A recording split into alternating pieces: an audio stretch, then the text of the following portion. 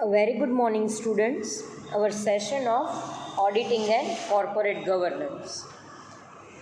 Now, as far as our previous session was concerned, in the last session we have discussed about the introduction of internal check. Under that, we have seen the meaning of internal check, characteristic of internal check. Then after, objectives of internal check and advantages and disadvantages of internal check. I hope the concept of internal check is clear in your mind. Now till now we have completed about the meaning of internal control and the concepts of internal check. Today we are going to discuss the types of internal check. Again, I am going to remind you that internal check is our second part of this particular chapter. The first part is internal control. Internal control is divided into two parts, that is internal check and internal auditing. And right now we are discussing about the types of internal check.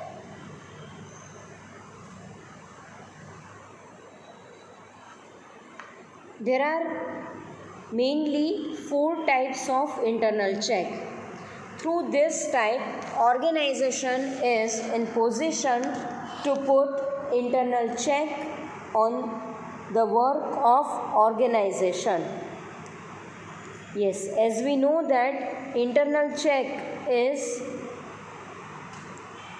the work of one employee is going to be checked by another employee automatically. So here, when the work of one employee is completed or when the work of the one employee is going on, at the same time when the another employee is going to check the work of that employee, that system is known as system of internal check. The first type of internal check, that is mechanical check. When organization is using different machines and through the machines, when the whole system of internal check is carried out, so that type is known as mechanical check. Now in this type, organization is avoid the physical check. Physical check means here employee is not going to check the work of another employee, but organization purchased some machineries or they are going to install some machines or some pronounced system, and when the work of a single employee or the numbers of employees are going to be checked through these particular machines or through this particular system, so that type is known as internal check through the type of mechanical check. Various mechanical devices or application should be used for internal check, and that machines are franking machine, cash register, calculators, accounting machines, and etc. So, in a simple term, when organization is using some machines for the verifications of work of another employee, that will be known as mechanical check. The second type, Second type of internal check is physical check. Physical check means when the organization is going to verify or going to check the work of another employee through the staff member only. So at that time, that system will be known as physical check. When the work of one employee is going to be checked by another employee, so that is the simple method of internal check.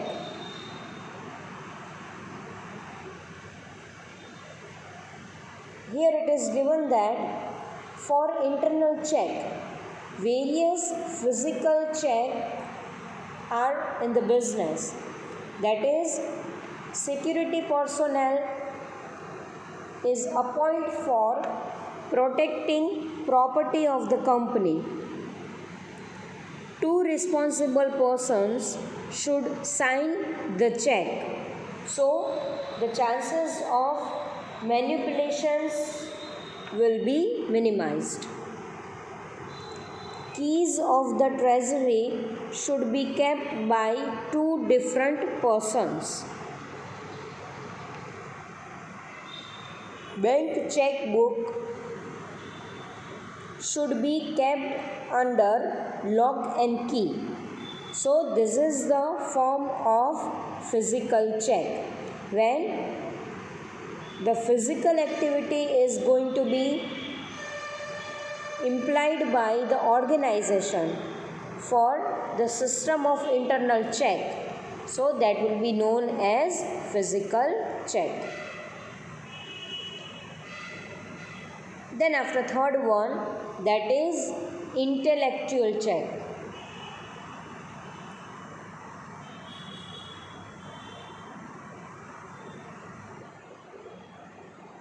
In intellectual check, the work done by an employee of the business is checked by the another employee is known as intellectual check. One work may be divided and it should be entrusted to the different persons. Here, the whole task, the whole work is divided among different employees. And when a single work is carried out by one or more employees and the work of one employee is automatically checked by the another employee is known as intellectual check. Here few examples are there. For wages, time recording, calculation of wages and payment of wages should be entrusted to the different persons. Here, for the wages, for the salaries or for the payment to our creditors, the whole task is not distributed to a single person, but here the whole work, the whole task is divided into different parts and different employees will be responsible for the same. In the case of bank, for payment of check, one employee or clerk records in the scroll. Another employee or officer passes the check for payment. After verification or after verifying the signature of the drawer. Whereas payment of check is made by a third employee or a cashier. Here the whole system explained in a very simple way means when the organization is going to make a payment through check. So first and foremostly, one employee is going to record the whole transaction in the books of accounts. So that is the task of that employee only. Then after, the next employee is going to pass the check for the verification and for the signature purpose to the manager. Then after, in the third stage, when the work of verification is done and when it is duly signed by the responsible officer, so now the third person is going to make the payment of check through cashiers. So here, when the whole work is divided among different employees, so the chances of errors, the chances of fraud will be minimized.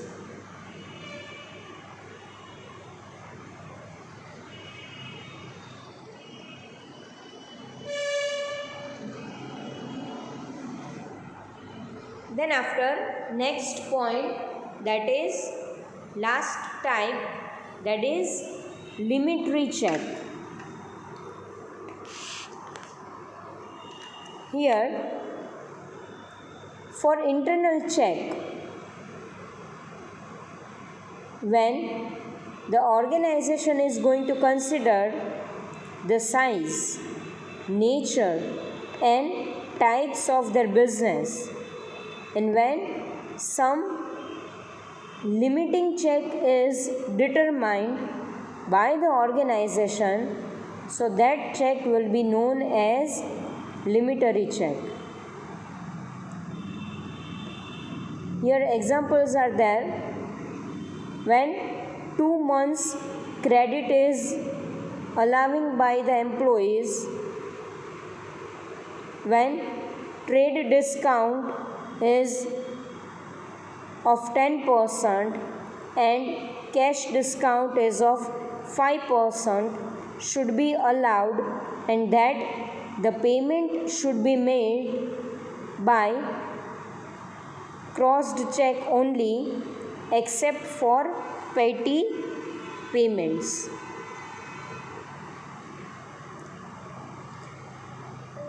In this particular type of internal check, the organization is going to analyze the size of the organization, the nature of the business, and on the basis of size, on the basis of nature, here when the new system is going to introduce, that if the numbers of transactions are very high, so at that time regular checking is not possible, and when the organization is going to adopt the random checking of the recorded transaction, so that checking will be known as limitary check.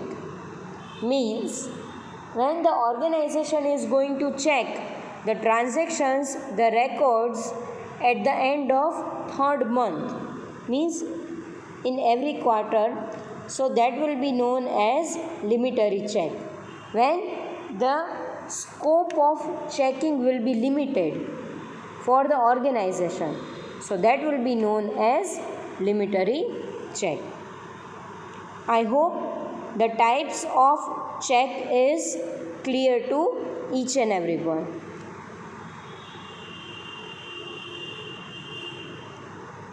Now the next point, that is basic principles of internal check system.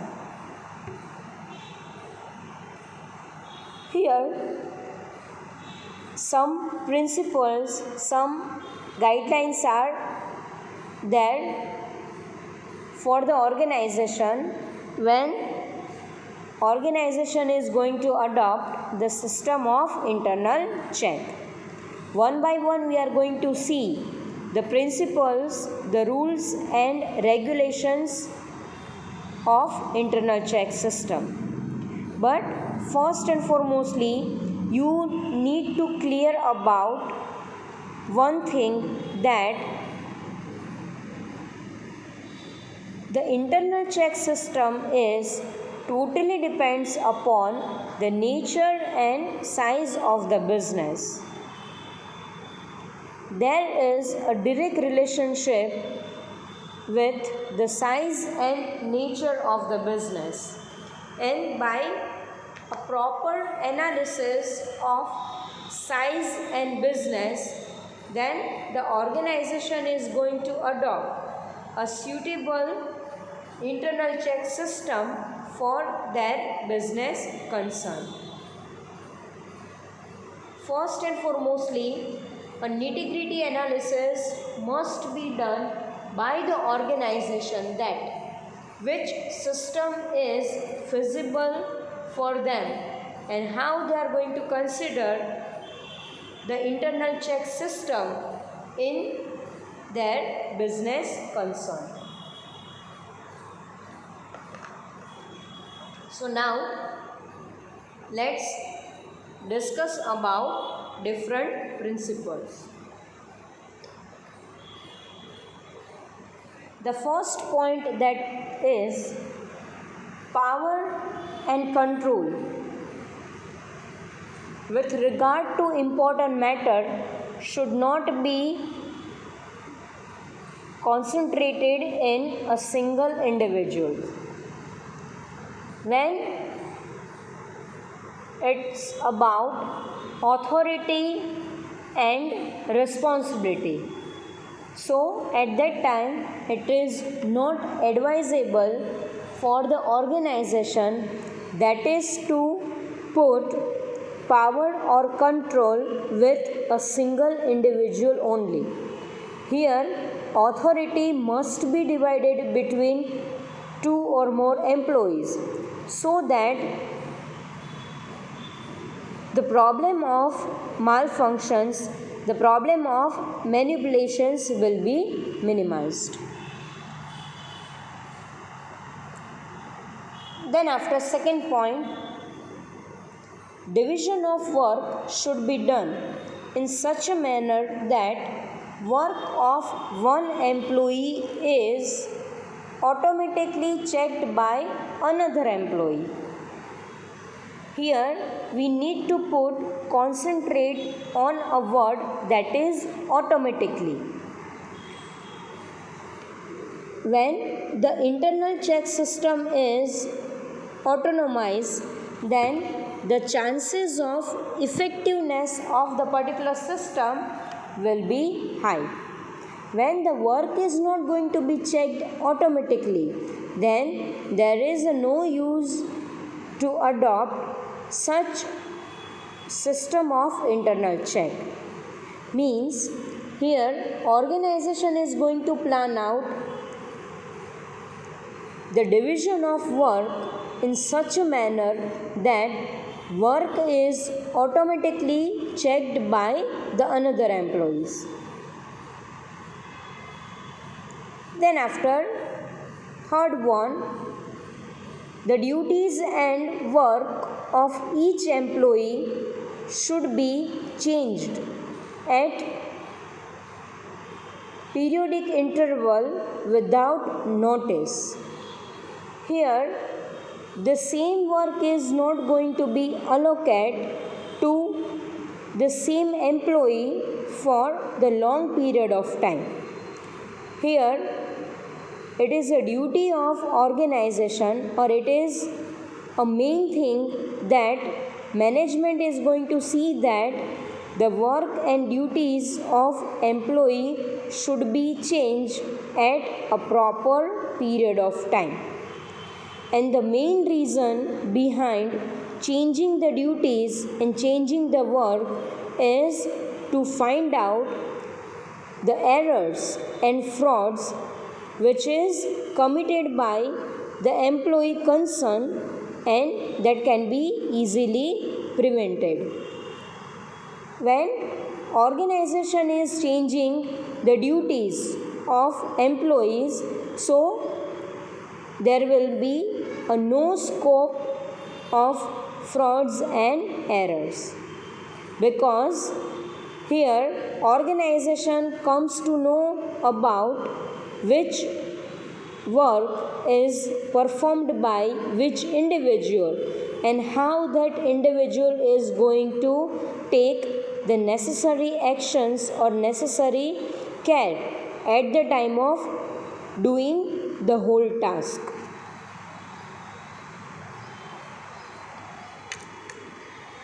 The next point, each transaction should pass through the hands of numbers of employees. Here it is advisable to the organization, to the management, that the transaction, each and every transaction should pass through more than one employees. When the whole transaction is going to be passed by many employees, then through the verifications or through the analysis of each and every transactions, the frauds or mistakes will be easily identified.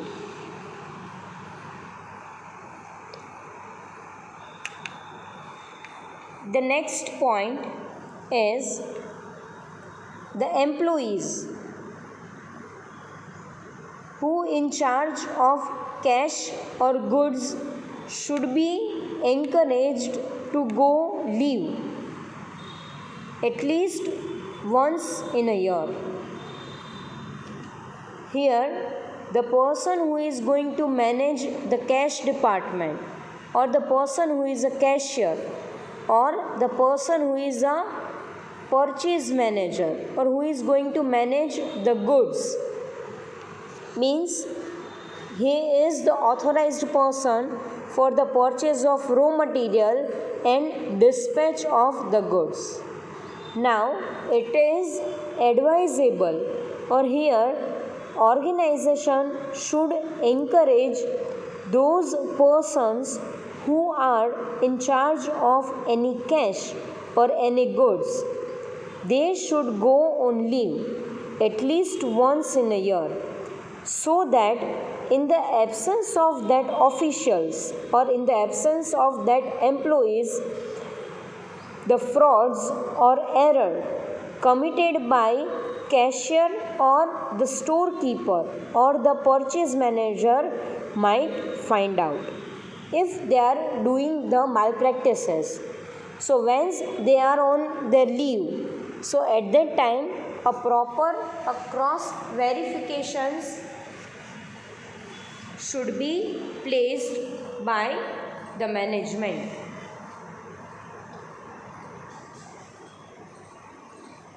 Then after, the cashier should not have access to other books and correspondence except cash book. Here, organization is not giving the additional right to our cashiers, that organization is not giving a right to cashier to access another books of accounts apart from cash book. If cashier is going to if the cashier has a power to access different books of accounts, then he is a single person who knows each and everything about the organization, and especially the financial matter of the organization. So, the chances of frauds, the chances of malpractices will be high from the cashier's side. So now cashier is not there to check any other books apart from his cash book.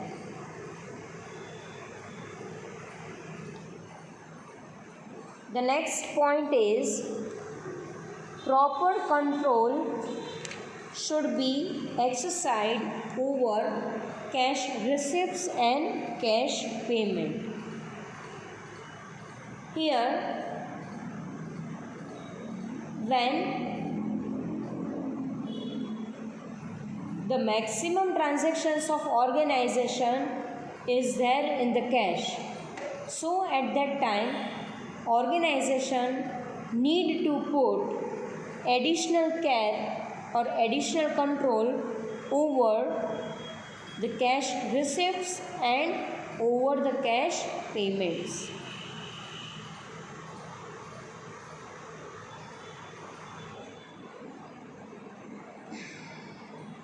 The next point, daily cash collection should be deposited in the bank so that the fraud in cash transaction will be minimized, or a limit should be fixed up to which cash can be kept on hand. So here organization is keeping a limit for the amount of cash on hand. So now beyond this limit, cashier is not allowing to carry additional cash with you or with him on daily basis.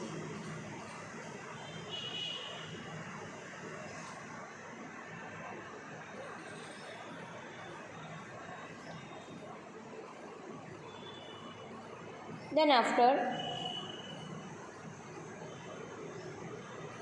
a proper control should be exercised over cash receipt and cash payment. Then after, for petty payment, the system of petty cash should be adopted. Petty cash expenditures. Being a commerce student, you are aware about the petty cash expenditures. So here, organization is keeping a separate account for the petty cash expenditures. So the regular transactions of cash will not be disturbed.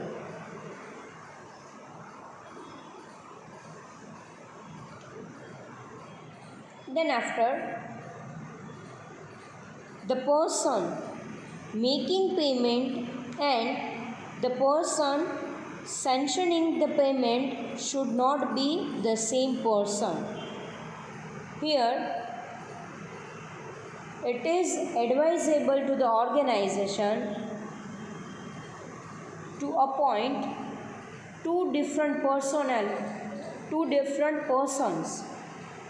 The first one who is making the payment and the second one who is going to sanction the payment.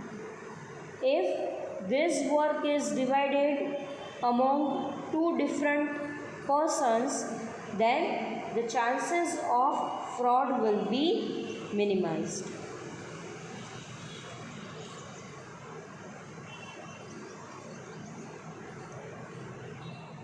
The next point, the system of placing order for purchase of goods, receipts and delivery of goods, etc. should be efficient.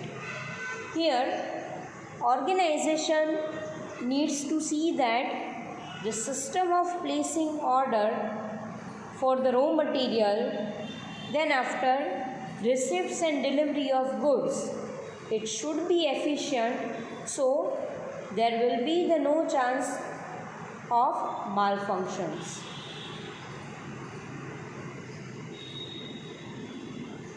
The next point, the office should be equipped with modern machines like accounting machines, calculator, cash recording machines, computers, etc. So, with the help of these machines, the errors and the frauds will be minimized.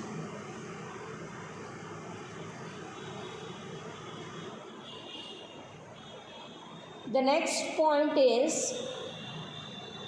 confirmation letter should be sent to the debtors and creditors at periodic interval so that the debtors and creditors comes to know about the end of their credit limit. Means they comes to know about at which period of time they are going to make the payment or receive the payment from the organization. The next point is a proper verification and valuation of stock and other capital asset should be given a proper importance. If a proper consideration is not given to the stocks and other assets, then the chances of errors and fraud will be maximized. The next one, the arrangement of record keeping should be such that important documents, vouchers, agreements, file, etc. are easily available as and when it is required. Then after, a proper rules and regulations should be framed in respect of return of goods. Means when the organization is adopting the policy of return of goods, a proper rules and regulations must be prepared by the organization, and it is advisable to the auditor, that is to check the rules and regulations of return of goods in a proper manner so that they comes to know about the main reason behind returns of goods.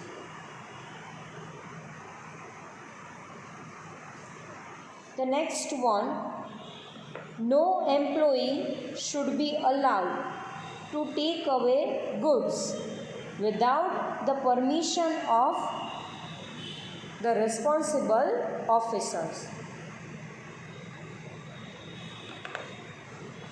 Means